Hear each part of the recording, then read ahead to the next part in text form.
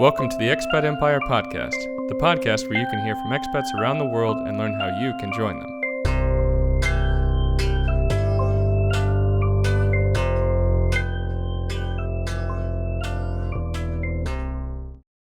Hey guys, before we get to the interview, I want to remind you that we're offering free 30-minute consulting calls to anyone interested in moving abroad.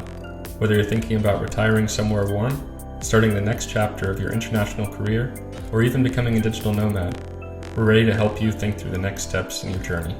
Send us a message at expatempire.com and schedule a call today. With that said, let's start the conversation. Hey Daniel, thanks so much for joining us today on the Expat Empire Podcast. Oh, thanks, David. It's a pleasure to be a guest on your show. Yeah, it's awesome to get a chance to speak with you. You've had quite some interesting international experiences and kind of covered the globe more or less, or at least a good part of it, and a lot of travels as well. So I'm excited to dive into that today.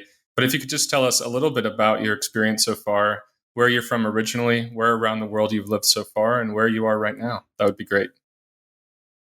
So yeah, I like to say that I didn't travel as much as you did, but I'm originally from Italy. So I was born and grew up in Italy. I left there when I was about 27. Then I went to New Zealand. I was there for almost 5 years, and then in Canada. I've been here for, almost 4 years. So yeah, that's it. Awesome. And how have you enjoyed living in those different countries? What would you say your overall experience is so far for each of those places? And of course, we'll dive into more of the details. I mean, New Zealand was interesting. New Zealand was very interesting, even because it was my first experience abroad. That's where I learned the language, and everything was new. So, like some people say that you're wearing like a pink glasses, like a pink sunglasses or something like that. Mm-hmm. And so everything was great. Everything was, even the challenges and everything was great. I loved it. Canada was my second experience, was slightly different. Maybe the expectations were different from the reality. So plus I was dreaming, or I don't know, thinking of living in a big city, what really is the life to living in a big city, and the reality really matches the expectation. Right. And I found out that I'm not a person that should live in a big city. I'm more like a small town kind of guy, which is where I grew up. I grew up in a small town. So that was kind of interesting to find out more about myself in these two journeys. Like I've discovered a lot about myself with it. Yeah, I can imagine. And of course, those are really important things to figure out. And as you said, you start out in the small town. A lot of people want to see the big city, and then they might find out that the small town was a better fit for them, or, it's always a process of readjustment. So it'd be good to hear a little bit about where kind of, your journey started. Of course, back in Italy, it sounds like in a small town. What really gave you that drive and, what to be able to move abroad? How do you go and pick yourself up from that and move really pretty much halfway across the world to a place like New Zealand? So I think New Zealand was just happened to be New Zealand. I just wanted to leave Italy. And I think the dream of, or the idea to leave Italy and go abroad will start probably in my early 20s. Actually, at some point, I almost joined the army just because I wanted to combine the technicality of my job, which was in telecommunication, and the fact that you can travel abroad, you can go to different places and be able to work. So I almost joined the army. I'm glad I didn't, but that's for maybe it's a topic for another podcast. But I'm glad I didn't. But when I turned 27, probably even the milestone getting closer to 30, you start putting your life on a different lens, trying to figure out putting everything on a spreadsheet in a virtual spreadsheet. Just saying what the things do you achieve, the things you want to keep achieving life, and all of that. And also there was an external factor was at work. I reached to the point where on the technical aspect, I couldn't grow anymore. I got to pretty much the peak of my career as a technician in telecom. And also the company I was working for decreased my salary. And I knew that looking at the economy in Europe, especially in Italy, the fact that they cut their salary, the future will be only get worse. It's not going to get they're not going to give me more money in the future. They're just going to start cutting and cutting and cutting. And because I had big dreams, I was 27 at the time. I thought, I don't want to stop here. I just want to do as much as possible, trying to grow professionally and trying to make more money to have a better life and all of that. So I decided that it was easier for me to actually quit my job in Italy, which was like, they call it a secure job, right? Mm-hmm. So it was easy for me to quit a secure job in Italy, and move away from Italy than actually trying to find another job in Italy, which it was really hard to find another job in Italy. And so for me, it was just easier to move abroad. And also at that time, my dream was to work, as I mentioned, like I wanted to grow up professionally. So my dream at the time was to move to Silicon Valley and work for a tech company. I love telecommunication and networking, all that kind of stuff. So my dream was to join, I don't know, Google, Cisco, Apple, just this big tech company and work for them. But I didn't speak. See, I speak like a zero English when I decided to leave Italy. I thought about like applying for a job, but then I realized like, how can you even like apply for a job? Like, can you go job interviews if you don't even speak the language? Mm-hmm. So I started looking into studying abroad, or specifically in the US. And I do some math, and just the economical side, it was not working for me. It was like too expensive. So, okay, like let's find a place where I can go where they speak mainly the first language is English. So my idea was to go somewhere, learn the language as soon as possible, and then move to the US. So I put down a list. I think there was like 3 countries that I could pick up from. And one was Australia, was Canada, and New Zealand. I excluded Australia because at that time, every single person I heard from Italy was leaving Italy, was going to Australia. And because my main goal was to learn the language as soon as possible, I didn't want to hang out with Italians. Like, I don't want to be around Italians, just going to avoid Italians as much as possible, which I did actually. So I excluded Australia for that reason. Canada, I thought was too cold. Like, if I want to go somewhere else, I want like something like tropical. I don't know, something cool in a way. So I thought Canada was too cold, so I excluded that for that reason. Thought, oh, there's New Zealand. I heard like good things about New Zealand. Not a lot, but I learned the little things I learned about New Zealand was good things. So like, let's give it a try. I didn't even know where New Zealand was on the map. I knew kind of where it was, but I really didn't know specifically where it was. So I applied for the visa anyway, without even knowing where it was on the map, and applied for a working holiday visa. I think like not even 2 weeks later, that got approved. And then when things start becoming real, like, oh my God, I'm actually going to do this. I look at the map, and I thought, the first thing I thought when I look on the map and when I saw where New Zealand was, which is completely on the other side of the world, I'm like, oh, my mom won't be happy. Yeah, I can imagine. Yeah, in fact, she wasn't. So yeah, that's pretty much how it started. Like, because I just wanted to learn the language as soon as possible and move to the US. That was the idea. Yeah, wow, there's a lot to unpack there, definitely. I'm curious, sort of on the logistical kind of concrete standpoint. So did you quit your job before you applied for that working holiday visa in New Zealand? Or did you get everything kind of sorted before you made such a big decision? Because obviously that clearly had a lot of big impacts in your life as well. So how did you think about the risk of all of these decisions? Or did you just say, you know what, screw it, I'm going to go for it, and you just put in your notice before figuring out your next steps? I don't remember, but no, I'm pretty sure I had already a visa, because everything like started to be real when actually, now that I think about, I got my visa approved. It was the Easter Monday. So it was like around April. I don't remember the year, but it was Easter Monday. I remember was going on having a barbecue with the friends. That's usually what we do in Easter Monday in Italy.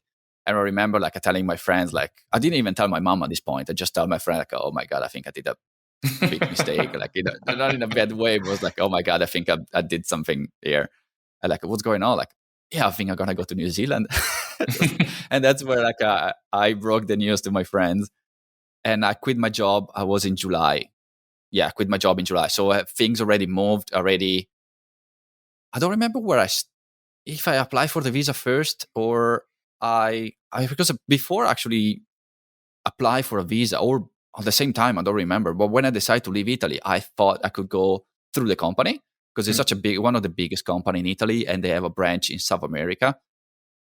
So I thought maybe they can send me to South America so I could have my own experience abroad, and also have the safety net that you still have a job, you still have an income, you don't have to worry about logistics, you don't have to worry about finding a job when you get there. It's kind of like in a cocoon, like I just move you there and just continue her life somewhere else. So I Right. tried that path, didn't go well. Mm. They said, no, Daniel, there's no opportunity. So if you want to go abroad, have this experience that you want to have, you need to quit your job. Like, okay, fine. Then I quit my job then. And I remember like I gave my notice a month prior I left the job, which is I probably left in the 1st of August. Mm-hmm. So I must have been the 1st of July when I gave the notice. I remember my last day of work. It's probably one of the saddest days of my life. I remember having breakfast in the morning. I was crying. Crying because I was like, I love my job. I absolutely adore my job.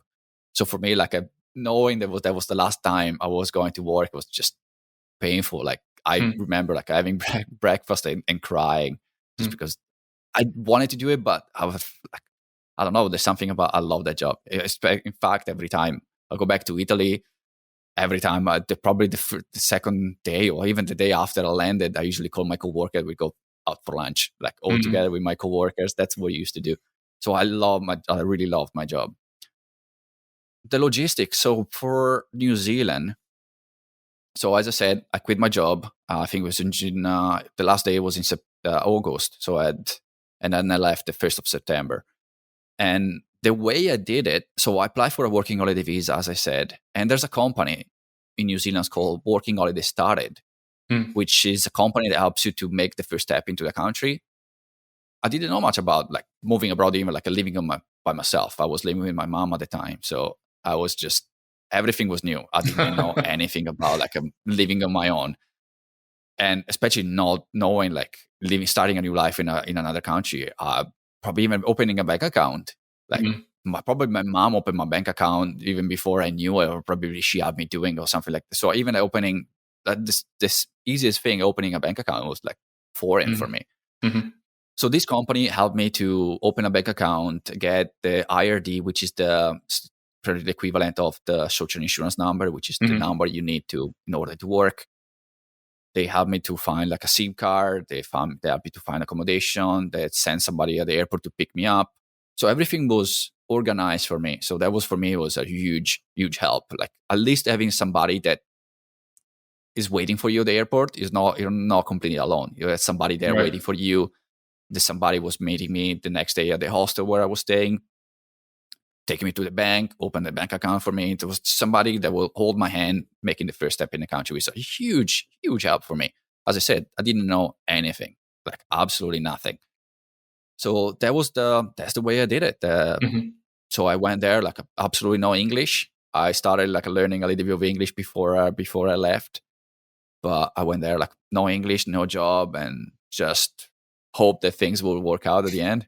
And apparently they did, but yeah, I'm curious to hear more about how that went. But I have to ask first, just to close a loop on one other topic. So how did you break this news to your mom and your family and friends, and how did they take it?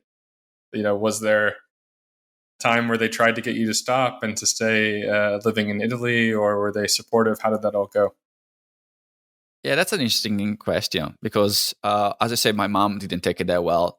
I mean, like the first thing when I told mom I'm going to New Zealand, she did the same thing. She looked at the map and like, Daniel, really? Can you go anywhere closer? Like, really, you have to go. I know you want to leave Italy, but do you really have to go on the other side of the world to leave Italy? Because there's like so many places in between Italy and New Zealand. Can you find something else? Like, I remember saying to my mom, think about the positive side. Everywhere I move from there, it's going to be closer. Right. She didn't take it too well, but she was happy for me. She was happy because she knew the situation in Italy wasn't good and still not good. So she was happy for me that I was leaving and following my dream, but at the same time, it's my mom. So, like how can be happy? Like she asked, of course she was sad for me that she saw me leaving, but she was happy for me. My friends, I think, was like more like a 50-50. As I said, I broke the news with them at the barbecue. But even then, like you said, between say that you're leaving and actually leaving, there's two different things. Like so many people say, oh, I'm going to do this. And at the end, they don't do it. So the beginning, I think, was like, yeah, okay, fine. Like you say you're going to do it, but let's see if you actually do it. I think things became real, like a closer when I quit my job. And I think even there was like people that were supporting me because they knew they were happy for me that I was chasing my dreams. And some of the friends which are my best friends were not as supportive, just because they didn't want me to leave. Like pretty Right, much, they right. they were like in a way where they were, how you say it, egoistical, egotistical. No, yeah, egotistical, right? Egotistical. Yeah, yeah. Egotistic, yeah. In Yeah. a way, they were egotistical. They didn't didn't want me to leave. They just want me to stay there with them. So some of the people that I was hoping to have support, I didn't get the support from them. But overall, I remember the last month in Italy was probably the best time of my life, just because I described this in a previous episode. I was talking with other guests that I found like, the example I give is like a being at your own funeral and you're not dead. You know, when you when somebody dies, they always say good things about you. They show they actually appreciate your love and all that stuff.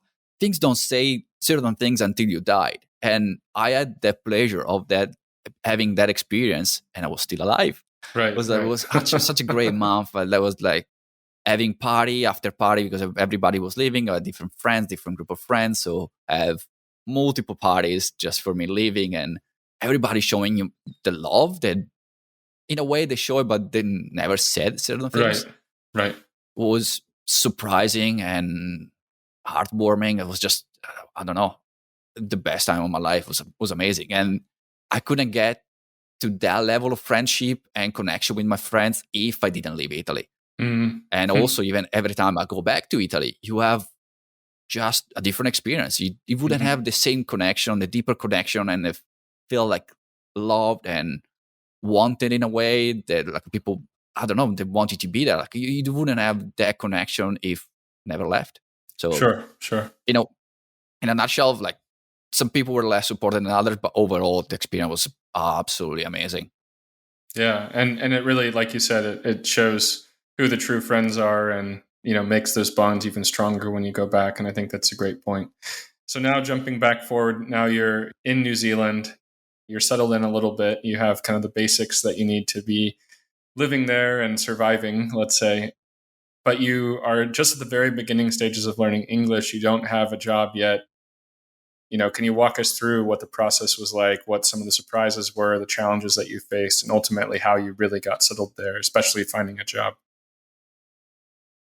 So, as I mentioned before, like there was this company that was helping me, holding me my hand through the whole process at the beginning. And this guy, Robin, helped me she gave me some recommendation, like based on my my goals, based on my background and all of that things. Like Daniel, you don't speak the language. We know that. So what I would recommend is just go to an English school for the first month, learn the basic, learn a little bit of English, have like an understanding of the country, because one of the things that teaches you the English course, the English school, is not just the language, but even the custom of the country, the things, the difference between your country and their country and all that kind of thing. So it was a good way to learn a little bit of the country, not just English. And also this guy, Robin, told me, like, if you really want to find a job, the easiest way to find a job is for you to move to Christchurch. So when I landed in New Zealand, I landed in Auckland, which is at the top of the North Island, which is the capital. No, that's not true. It's not the capital. It's the biggest city in New Zealand, but it's not the capital, sorry. And they asked me he recommended me to move to Christchurch, which is in the South Island. It's just the second biggest city in New Zealand. And the reason he recommended me to move to Christchurch was because Christchurch had a massive earthquake in 2011, 2012. So the whole city needed to be rebuilt. So they were looking for like people in the trade industry, like electrician, telecommunication, anything. They were looking for people over people, like just because they need to rebuild the city. And it was a great advice. It was like easy for me to move there, finding a job, and actually get a visa after all. But as I mentioned before, I didn't speak a language. Even I have to add, even if you speak the language, when you start a new career, a new job, the terminology they use is not necessarily, you probably wouldn't know. Even if you are maybe fluent in English or you can have a conversation in English, that doesn't mean you can apply that English level to to your profession. For example, I could say my name is and that kind of things and move around normal situation, but when would ask me to, Daniel, can you go and grab me, I don't know, get me a screwdriver? Like, I have no idea what a screwdriver was. Right. Like, you imagine trying to find a job and trying to prove yourself that you're capable to doing the job when you don't even know the name of the tools. Like, it was so frustrating for the people that I work with. I remember, like, in this situation, I think it was my first job ever. The work agency called me, like, Daniel, we got like this guy is interested in you. Can you go and have an interview? At least that's what I understood over the phone. They might have said something else. That's what I understood. So I got like my nice clothes and everything. I got on my bike. I went there to do the job interview. And the guy's like, okay, yep, let's get on the van. Like, what do you mean let's get in the van? Like, I thought I was just jumping in the view. Like, no, we're going to work. So like he borrowed, gave me some clothes from, I don't know, previous employee or whatever. I went to the back. I just get changed and I went with him to get to the job. I remember he was on the top of the ladder, looked down at me like, Daniel, can you go to the van and grab me this thing and that thing?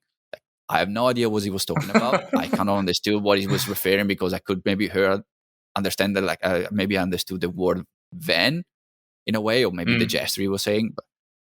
But so I went there, back in the van, opened the van. Like, he probably just told me exactly, like, maybe open the side door on the left, on the right. That's the tools I need, and that's the thing. He might have said that, but as I said, I couldn't understand a thing. So I opened the van, I tried to figure out what he might need based on the task he was doing. And I went there with like two tools, looking up on the ladder, and I saw his face like, oh, you're such an idiot. I just had like that feeling, like, and that was the whole frustration at the beginning. Like, you feel stupid because you don't speak the language. People treated you like, maybe they don't treat you, but that's how you feel. I feel like a stupid, like, the fact that you don't even know what tools I need, like, the basic, going from, as I mentioned before, in my career in Italy, I was on the peak. Like, my career was like, I was pretty good at what I was doing. And starting in New Zealand, I was right at the bottom, like, like the last place on the chain. Like, so it was like, but I'm so grateful that they gave me the opportunity to work. And with time, I just improved my English. I learned the name of the tools, and finally I find a job where I could apply for a visa. So I applied for the visa, and they gave me the visa. So that was the same job, or you found a different job that then enabled you to apply for the visa? Oh no, that job lasted like a few days. That guy. Okay. After a few days, it's just like, Daniel, I'm done with you. Just like send somebody else. No, I worked for an electrician afterwards, because that's my background as an electrician and telecommunication. So finding a job as an electrician was pretty easy for me. I remember, like, even there, like, the frustration of my boss. I remember once I was asking for how to do a task. Like, do you want me to do this? And the answer I was expecting is like yes or no. But the guy was telling me why to do it or not to do it, but it was not yes or no answer. Like, I asked it 3 times, and the guy was looking at me, trying to explain why doing or not doing it. They said, they're like, oh my God, just give me yes or no. I don't understand what you're saying. Just tell me yes or no. I was so frustrated, but not with him, with myself, that I wasn't able to understand. So he gave me I worked for them for 3 months, which is the maximum you can work with on a working holiday visa in New Zealand. At least that's for Italians. So you can work and study for up to 3 months for the same company. So after 3 months, you can work for the whole year, but every 3 months you need to change job. Oh, wow. So after 3 months, I decided to take some time off studying. So I got my certification as an IT person. So I thought, at that time, like, as I said, I felt stupid. And for me, the only way to prove other people that I wasn't stupid, it was to get some certificates. Going there with a piece of paper, like, told you I wasn't stupid. Like, I got a piece of paper that proves I'm not stupid. I still don't understand what you're saying, but I'm not stupid. I got a piece of paper to prove it. If you can just write it down for me, I'll be fine. Yeah, exactly. Yeah, exactly. That was it. And so I took some time off in order for me to get the certification. And I needed to, at least for myself, to prove that I was able and I was good enough to apply for a better job, which I did. I applied for a better job in telecommunication, and I got the job, which is, looking back, I didn't need a qualification at all to apply for the job and to get the job. But that was for me to prove to myself I was good enough to apply for the job, if that makes sense. Yeah. And so when I applied for the job, it was more like into my industry, was more like towards the goal I wanted to reach in life. And then when I applied for a visa. So, of course, this was the first place that you lived abroad. Did you find any particular parts of the culture challenging to adjust to, or really surprising, or maybe something that you really enjoyed compared to what you had left back in Italy? No, I mean, as I said before, everything. I mean, right at the beginning, everything was challenging because everything is new. Everything that you do, it's much harder. Like even going to work. I used to go to work with a company vehicle. Now I get on the bike at like 6 o'clock in the morning to go to work. Like it's Right. everything was challenging. But in a way, I embraced the challenge because in my mind, it was like, if or when I'm gonna make it in this succeeded in this like a changing, like building a new life abroad, like it has to be challenging. If it's not challenging, it's not really rewarding. Like even like a telling, like I don't know, I was thinking maybe like a telling to my kids or my grandkids, like how did you do it? Like, yeah, I did. It was like I did it. I got to where I wanted to go, but the process to get there wasn't easy. Like I wanted to be hard, just to be more, in a way, more rewarding afterwards. So Right. I embraced the challenges that came along with it. The surprise, like I said, like everything was new, everything was different. The main nothing really surprised me because, as I said, everything was new, and even the challenges. I remember like other people, like the change of like a different custom and different lifestyle compared to Italy. I remember like in New Zealand, everything shifted like a few hours earlier. Like in Italy, for example, at night we go out at 10 o'clock, we start drinking, we go clubs and whatever until like 4 o'clock in the morning or whatever, 6 o'clock or whatever. In New Zealand, everything was shifted back. So everything after 10 o'clock, pretty much the night was over. Like the people started drinking at 4 o'clock, 5 o'clock in the afternoon. And then like by the time it's like 8 o'clock, they're pretty much wasted and pretty much dead. 10 o'clock is the end of the evening. I remember like having a friend in New Zealand, which is from Spain. Spain is even worse. Like it's 10 o'clock, they're having dinner like 10 o'clock. Right. So for him, like, what's going on? Like, I want to go out. And when I wanted to go out, it's my time to go out, people are just going home. Like, it was so frustrating for him. I embraced it because for me, it was like, great. Okay, I can go have fun, have a few drinks, going back at 10 o'clock, going to bed at 10 o'clock and get up in the next morning and go mountain biking, go do my thing. So I didn't waste the next day. So even the changes in the lifestyle, I embraced that as well because worked with my lifestyle. So in New Zealand, no, there was, as I said, everything was new and I embraced it as a new thing. I didn't, in a way, how you call it, opposed. I wasn't opposed to these changes. I just embraced them because, I don't know, everything was new. Everything was exciting. Everything was what I wanted. I wanted to be abroad. And finally, I was living on the other side of the world. So everything that happened was great. Yeah, that makes perfect sense. And it's good to hear that you embraced it and didn't find too many things to be too frustrating. Or, sometimes I think expats can get in that space where they're comparing it to their home country, or I wish it was a little different. I wish it was this way or that way. So I think you had the right mentality going into it, maybe more so than your Spanish friend. But I wanted to ask a bit about your friends as well. Because you talked about at the beginning not wanting to go to, for example, Australia, where you were seeing a lot of Italian people go. And of course, you wanted to learn English. You wanted to have that foreign experience. And I definitely commend you on that. But how did you make your friends there in New Zealand? And did you find that you were able to make close friendships, or were people not too sure, sort of how close to get with you, given that you were initially on a working holiday visa, for example, and not sure necessarily at that point about your future? No, but the visa problem wasn't a problem because in New Zealand, a lot of people are from somewhere else. Like even people from New Zealand, they're from other part of New Zealand. They're like at least in my experience, at the beginning, the friends were like just from, not even in the future, but everything they all experienced. Most of my friends were either my worksmate, my coworkers, or my flatmates. That's where I met the people. Even because in New Zealand, it's very common sharing a house. So I was at the beginning, I was sharing a house with, I don't know, 6-8 people, and so that's where I started even making friends with them, making friends with neighbors. But I have to say that at the beginning, it was hard for me to make friendship. For the same reason, it was hard for me to prove myself that I was able to find a good job because I couldn't speak the language.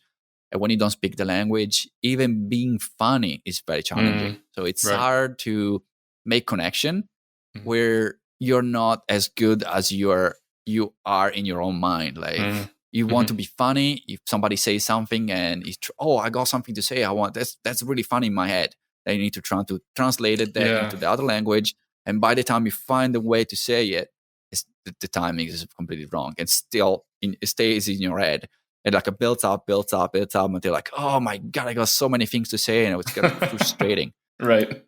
I remember even my friend like, oh, Daniel, don't worry, like you're funny. Like, no, I'm not. I'm funnier than this. Like, right. But it was like it was most frustrating. It was like, oh my God, I know I can be funnier, but I don't know how to say it. Like, sure. So at the beginning, it was the same thing for like a romantic relationship. I didn't even try to have a romantic relationship for years, just because how can somebody fall in love with me if the person I am right now, it's not the real me? Because I can't be the real me without the language. So even finding like a romantic relationship, I was off the table for years. Just don't even try. I don't even want to try doing that. But making friends in New Zealand was easy. You can just see somebody in the eyes while you're walking on the street and you start talking. It's so easy to talk to people and meet people. And because we're mostly on the same situation, people coming from abroad, people come from different states, like part of the islands, part of the country. Everybody was looking for new people, new friends. And sharing a house with other people, it's the easiest way to make friends. The second house I moved to, we're like my second family. We're like having dinner together. It was just that deep connection. And like, as I said, it was like pretty much a second family.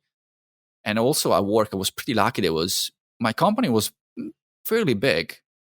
And most of my coworkers were my age or my similar situation, maybe single, in mid 25, maybe 20s, 30s, that kind of lifestyle. It was like people who wanted to go out and drink and have fun and party and all that kind of stuff, which was easy for me to make friends compared to here in Canada.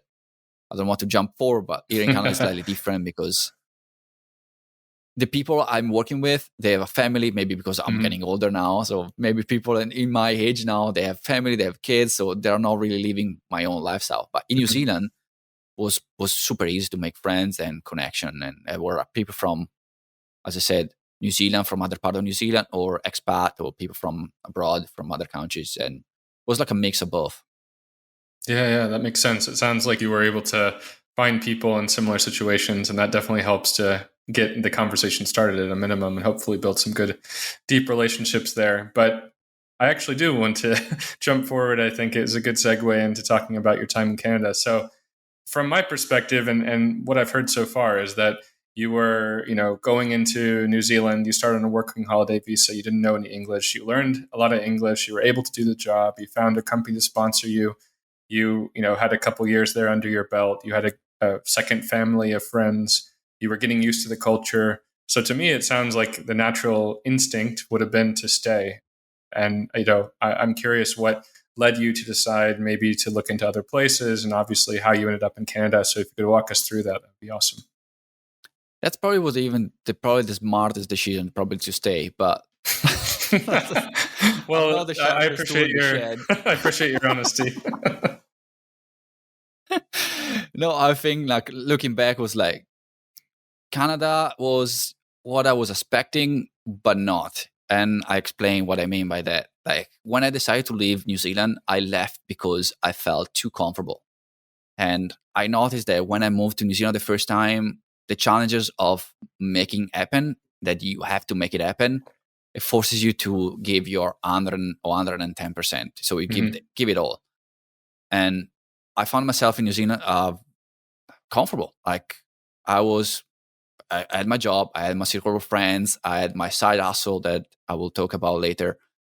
And everything was fine, even though I had like a crazy schedule, but I was still comfortable. I was making enough money to pay the bills, going back to Italy every year. I was able to have enough time to work on my side hustle. Everything was comfortable. I felt like I needed to make a change. I needed to put myself into the situation of like discomfort. That's pretty much what I was looking for. And the reason why I went to Canada Mostly was because, as I mentioned before, like I had my side hustle, and at the time was building apps. I was like developing apps for iPhone, and everything started when I applied for my permanent residency in New Zealand and got rejected. And the moment it got rejected, I felt like I have no control over my life. I was building this life in the new country in New Zealand, and they couldn't take it away from me at any point. They couldn't kick me out of the country and bye bye. Like I have to start all over again. So I wanted to be at least in control of the financial aspect of living abroad. So for me, that was okay. I want to find a way to make money just using my computer. And because I'm a tech kind of guy, I love technology and all of that. The easiest and the most, intuitive path was to develop apps. So I learned how to code, and I started making games and apps for iPhone. And at that point, like I wanted to learn as much as possible. And for me to learn as much as possible was to work for a tech company. Going back to my like at the beginning, like talking to my dream at the beginning. Sure, yeah. So you kind of went back to that idea. Yeah. Sorry. In a way, yes, differently, because I didn't want to be in telecommunication anymore. I wanted to take a different path. I didn't want to work for anybody else. I want to create my own stuff. I just need to work for somebody else to get paid and learn as much as possible in the quickest short of time. Right. I tried to apply for like tech companies in New Zealand. I even sent an email. Like I know I was like, my visa at the time only allowed me to work as a telecommunication technician, and to change industry, you need to apply for a new visa. And at this point, I was like teaching myself how to code. I never worked in a company environment. I wasn't that good either because I learned from YouTube. So I sent like a bunch of emails to all the company in Christchurch saying like, this is my situation. I'm not allowed to work for you. I don't have the visa to work for, but I'm eager to learn. I'm motivated to learn. So just give me a chance. I'll work for free after hours on the Saturday, whatever. I can work for free. Just give me a chance. I prove it that I can do this. And then you can decide if you want to sponsor me to get a visa or not. Nobody replied. And I thought, you know what? I was close to renew my visa in New Zealand. And I thought maybe for the same reason my PR was denied, maybe even my visa would get denied. So I needed a plan B. My plan B was Canada. People told me that Canada was like New Zealand but bigger. I knew that Whistler and British Columbia has got probably the best mountain biking in the world. So because I love mountain biking, I thought, let's apply for visa. Let's apply for visa there. And also in Canada, for Italians, you can apply for the working holiday visa up to 35 years old. At that time, I believe I was 31, probably. So it was one of the few other countries that could apply for another working holiday visa. So that was the reason why I moved to Canada, to challenge myself and to get in a new industry, to get into like a software developer kind of industry. So even though you were learning how to code on the side and you were building some different apps and games and projects, you didn't want to stay in the telecommunications business and then just keep that as your side project. You actually want to work as a developer, and that's really what was driving you ultimately, right? Yes, the ultimate goal was for me to build my own apps, having my own company and make a living out of my laptop pretty much. So if they kick me out of New Zealand, if I can move to, I don't know, Thailand, I can move to anywhere I want in the world, and I don't have to start from scratch. I don't have to start all over to finding a job, getting a visa, and blah, blah, blah. At least I have control of my financial aspect. I can make money. As long as I got my internet connection and a laptop, I can still making money. That was the goal. Right. That was the goal that I wanted to achieve. And as you were looking at Canada then, so you were able to get that working holiday visa. So I guess it gave you the confidence that, okay, at least I have a year in this country and you have a new experience. You can challenge yourself again. But you didn't go in knowing that you'd then be able to directly work as a software developer. Did you have a job going into it, or? No, I'm not a good guy when it comes to planning. I usually just jump right into it and I don't know, see that, make it happen in a way. So even when I moved to Canada, I thought like I went to New Zealand with no English, no experience abroad, nothing, and I got a job and a visa within 6 months. Like if I move to Canada, how can it be? It would be so much easier. Yeah, things were completely different from the reality. Once again, I moved to Canada knowing, or like thinking that I had a visa for a year, a working holiday visa for a year. But I moved to Canada and I found out they only gave me 6 months, which is the working holiday visa for Italians allows you to work in Canada for only 6 months, not the whole year. Wow. So that changed. That's when you're looking for a job, you only 6 months. It's harder for the company to even hire you because you only have 6 months. So that was the first challenge. The second challenge was to find a job as a software developer. Was that I'm not a good software developer. I never work, as I said, in a corporate environment. I never work in a team. So I knew how to write code for myself. And also I love the aspect of coming up with the idea, the design, the coding, troubleshooting. I love the whole process of making apps. When you apply for a job, they ask you, what do you want to do? Do you want to be a coder? Do you want to be a graphic designer? Do you want to do this? Do you want to do that? And because I wanted to learn how to code, but at the same time, like I don't have the knowledge to work in a team. And also I realized I don't want to do for 8 hours a day, every single day. Like it would drive me crazy. Like with all respect with coders, like I don't know how they do it. Like writing code for 8 hours a day. Oh my God, like, I couldn't do that. So that was eye-opening and also like a reality check for me. Like I got some saving on the side, like, but I need to find a job as soon as possible here because the saving were going down. Right. Vancouver, something I didn't keep in consideration. Vancouver is a very expensive city to live in. Right. Luckily for me at the time, I moved here with my girlfriend, she's Canadian, my ex-girlfriend, that she's Canadian. So I at least had a place to stay. The transition to a new country was easier because I had her that were like helping with opening a bank account, like as I mentioned before. Right. I didn't have to find a place to go. I have a circle of friends. I still at least have one person with me, and then she introduced me to other friends, other friends. So it was easier to transition to a new life. But finding a job was much harder than I was anticipated, just because the time frame and I don't know, probably the more demand. I don't know. It's just I found much harder to finding a job in Canada, and also to get a visa in Canada was much harder. So how did you make it happen in the end? And did you stay in Vancouver, or did you have to move did you move to different cities as well? No, still in Vancouver. Still an expensive city to live in, but it got good weather in the summer, and it's not super cold in winter. It's got a great location for mountain biking. It's great location, great city. So I stayed there. In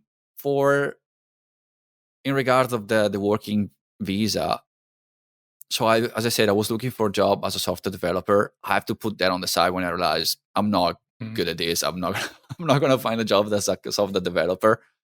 So I transitioned back to my old skills like electrician and telecommunication. And I found a job as an audiovisual technician, which new industry for me. I didn't know anything about it, but it was a good transition. It's a good environment. So I found this job. I found like a great bosses. They found, I don't know, they realized the potential. They saw something in me or whatever, but they helped me with the whole process just a month after I started working with them. So I started working the visa process in September, and I think it went through all the way to January, just because it was like so much harder compared to New Zealand to find information online, apply for a job, like apply for a work visa, and all of that was so much harder than I anticipated, just because coming from New Zealand, it's just like a couple of clicks, you apply for a work permit. I got my work permit within 2 weeks. Both times I applied, I renewed it. Couple of weeks, I had my visa back. Here in Canada, I was like figuring out what can you apply for. Every region, every area of Canada has got different rules, so different immigration process or different programs that you can apply to. Information online is impossible to find, and I have to hire a lawyer and then an immigration advisor to help me with the process. But even then, like I have to stop working in October, which was when my visa ran out, and I couldn't work until January. So even then, the whole process, honestly, got so challenging that if it wasn't for my ex and my bosses that were supporting me, encouraged me, I would just probably get on the plane and move back to New Zealand. Because when you move to a country and put the obstacles in front of you, Right. like, if you guys don't want me to be here, I can just go somewhere else. And I want to specify this because I said this before, and I realized that I speak from a privileged point of view. I have an Italian passport, so if everything goes bad, I can always go back to Italy, and life can be much worse. Right. I know that. So I speak for a privileged point of view. But as a privileged person and coming to Canada, if you guys don't want me to be here, I can go either back to New Zealand or back to Europe. I can go to England if I want you to keep speaking the language, speak English. Right. I can go somewhere else. Like, I'm here to try to provide something to the country. I want to do something great for the country. I want to help give it back to the country to give me a chance to, I don't know, for a better life. So I want to give back to the country. But if you don't want me to be here, if I feel unwelcome, I just leave. I don't want to be in an environment where I don't feel welcome. So, and that's what I felt going through all these loops inside of like the immigration process. Like, F this, just like I'm moving back to New Zealand. Like, I'm not staying here. But I persevere, and I managed to get a visa in January 2018, 19 or something like that. And last year in 2020, I got my PR, my permanent residency. Oh, great. That's awesome. That must feel really good. I mean, does it finally feel like they can't just pull the rug out from underneath you? Like, you have the stability that you wanted abroad, that you were having a hard time finding in a place like New Zealand? Oh, sorry, can you repeat that? Sure. So do you feel now with the permanent residence that you're able to really have the stability that you were looking for? Because I believe that you said in New Zealand they didn't allow you to get the permanent residency. So I can imagine that it was a really good feeling for you right now. Yes and no. Yes and no. Actually, it was funny because when I got my PR, in the morning I went mountain biking with my boss. And at the time we were like very to work. So that was 2020. And during that time, probably I work half of the year. Half of the year was just off. There was no jobs. And I remember going mountain biking with my boss and say, like, if things don't improve, if the job doesn't come up, like, I think I have to go back and live with my mom again. Like, I can't afford to live in Vancouver, expensive city. I have no friends here because all the friends I made was through my ex, and we broke up at the time. Yeah, so that's tough. I'm here alone in another country. It's expensive to live. Like, through COVID, like, there was like all these challenges. Like, what am I doing here? Like, if I at least don't have even work, like, I should probably just better going back and live in Italy with my mom and friends around, especially this tough time, like through COVID and all of that. Right. And funny enough, in the afternoon, like, I got the email from an immigration that my PR got approved, and then things changed. Like, just immediately just clicked. Like, because now I'm not only allowed to work for the company I work for. I had the safety net, the fact that I can find another job. If I really want to stay in Canada, I can always find another job to pay the bills. Luckily, things turned out that we had job coming in, like in 2021 was way better. But as I said before, like, the PR, yes, gave me that more like safety net, the fact that I can work in the industry, I can switch, I can do whatever I want. I can even start my own business, which I did. They give me that freedom. But at the same time, the safety, the security that I was looking for, I haven't achieved yet. Just because I'm still working for a company that, like I saw in 2020, if the job runs out of things, the economy, like COVID hits, I still don't have the security of an income. I still have to. And now what? I need to find another job. I need to come out with something else. So I still don't have that, but I'm working on it. And what does that look like for you now? So is that more on the sort of podcasting side of things? Or are you still keeping up the programming and building your different projects on the app side of things? Or how are you thinking about getting that next level of freedom that you're looking for? Right now, I mean, when I started with the podcast at the beginning of 2020, that took over my like entire social life. Sure. Which was like a pretty limited in 2020 and still pretty limited in 2021, but it's getting better now after COVID. But the podcast took over like a lot of time, and I don't know, mental energy and low. Like, I'm spending a lot of time like just doing through the podcast and through the business that now is a business that I'm building to help other people moving abroad. Mm-hmm. But still, like I'll love to go back and do some.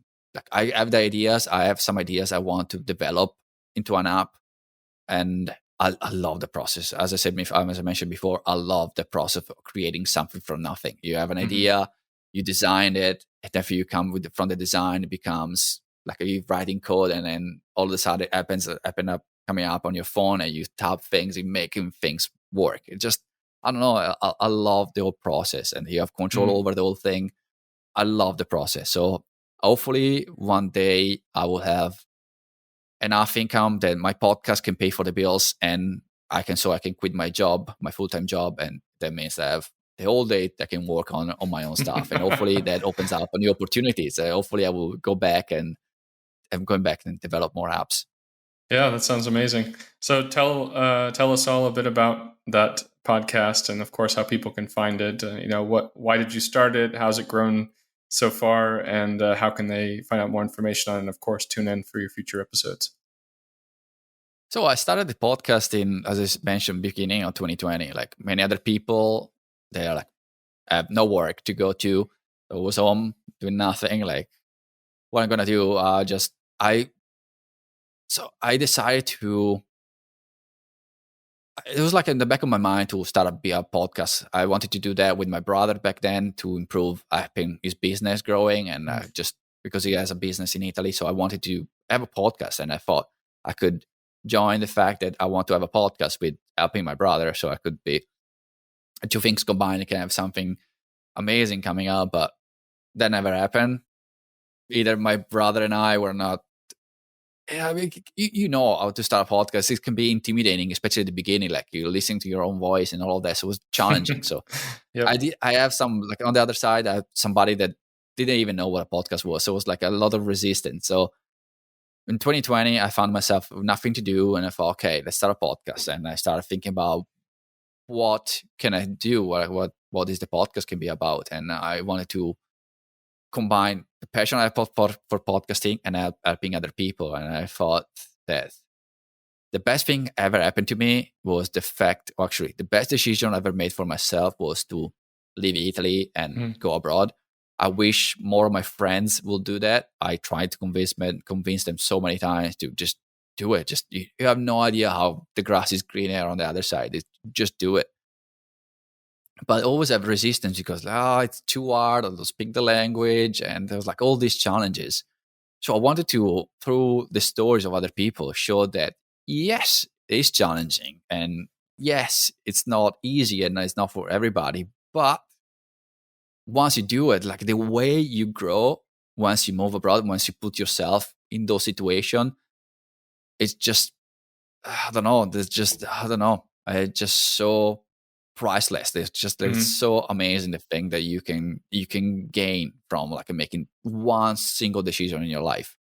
So I wanted to like share these stories because I love podcasting. There's other podcasts that help me going through other situations in life, just hearing other people's perspective, other people's stories. The fact that if you have challenges in your life, that doesn't mean that you're not good enough.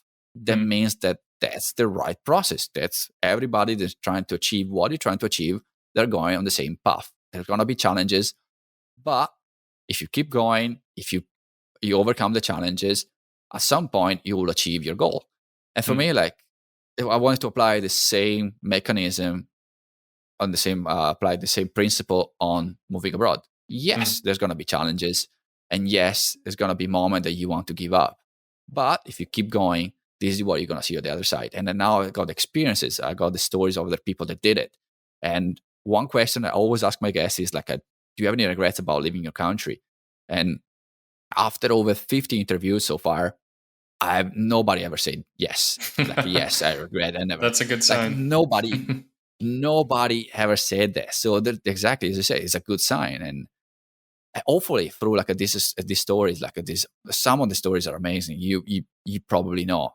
I'm sure you know. There's some of the stories, like even when I tell my own story, especially with friends back in Italy or the people I met, like, oh, Daniel, you've been so brave to leave Italy. Like, yeah, but listen to this story. Yeah. They have to go through so much worse. like, as I said, mentioned before, I'm a privileged person. I applied for a visa in New Zealand. Within 2 weeks, they gave me a visa. And for me, the only thing I have to do is buy a flight ticket with my money in the bank that I saved through my job and go to the other side. That's it. The only thing you have to do is buying a ticket and go to the other side of the world. Right. For some people, even getting a visa, it's impossible. Mm-hmm. And not even like talking about like the saving the money to buy for a ticket. It's just crazy. Like, yes, my life was, if you put in perspective, yes, coming from my point of view, from the people in the same circumstances, yes, I might have been braved. But if you look at the bigger picture, oh man, my life was so much easier than other people. Just that's what I'm saying. Like, most people that listen to the podcast are probably in a privileged situation. And when you hear those stories, like, and people that achieve it and what they've done to achieve it, like, what stops you? Like, what excuse do you have? Like, there's no excuses. If you want to do it, like, there are other people in much more situation than you that did it. Yeah, absolutely no excuses to not pull the plug and chase the best life that you could have. Sure. So do you have a website that people should check out, or what's the name of the podcast they should search on their favorite podcasting app? Oh, yes, you're right. Yes, the podcast is called Emigrant's Life, and Emigrant is spelled with an E and not with an I, because I don't like the word immigrant. I prefer the word emigrant. So the podcast is called Emigrant's Life. And you can find emigrantslife.com. You can find us on social media. Like, we are pretty much everywhere. Social media, like Instagram, Twitter, Facebook, and all of that stuff. So you can find us everywhere. Awesome. Well, I'll definitely put those links in the show notes. But I have one more question for you, which is, where do you see yourself kind of going from here in the next couple of years? Not to make this into too much of a job interview, but just thinking more about, look, you've got your situation set up there in Canada. You've got the permanent residence. Do you think that you'll be staying there for a while, or do you feel like you're maybe getting a little, restless and looking for a new challenge again? I am restless. Actually, I just came back from like a month of traveling for work. And every time I go back to the city, I realize, like, I'm not a city kind of guy. Like, I was working like in Kamloops, which is like 3 hours away from Vancouver, but just like, it's beautiful. You drive through the Coca-Cola from the highway, coming down into Kamloops. You can see all the desert, all the like nothingness around the city. Oh man, I love that. I love that. Coming back to Vancouver, like high rises and buildings and concrete, it's just not for me. So I feel like I need to make a change in my life. But at least for now, I want to stay in Canada just because I want to get a passport. I want to get citizenship. Because at least that would be my plan B. As I didn't mention before, but I don't want to go back to Italy. That's the thing. I don't want to, at least for now, I absolutely don't. I have no intention to go back to Italy and live in Italy, at least. So I need to have a plan B. Once I got my plan B in place, which is like, at least if everything goes bad, I can always go back to Canada, which is a pretty good place. I want to get there, because I don't want to start all over again in another country and go through the whole immigration process, which I will. But if something goes bad, at least I can go back to Canada, which is a great place. So I'm just gonna stick around in Canada until I get my citizenship, and then after that, probably moving back to New Zealand at some point. I'll love that place. I miss that place. I miss the people, and I think that's where really I belong. That's where I feel like home. So I think I'm gonna get there at some point. I'm working towards that goal, but until for now, I'm thinking I'm still gonna stick around in Canada and have more like a Canadian experience, at least for a couple of years more. Sounds great, and definitely like your idea on having the multiple passports. I think that's always a great way to go. Thank you so much, Daniel, for sharing your story with us today. It's been a real pleasure, and look forward to seeing where you head in the future, hopefully back to New Zealand, but maybe we'll get a chance to have a beer or say hi at least one of these days in person.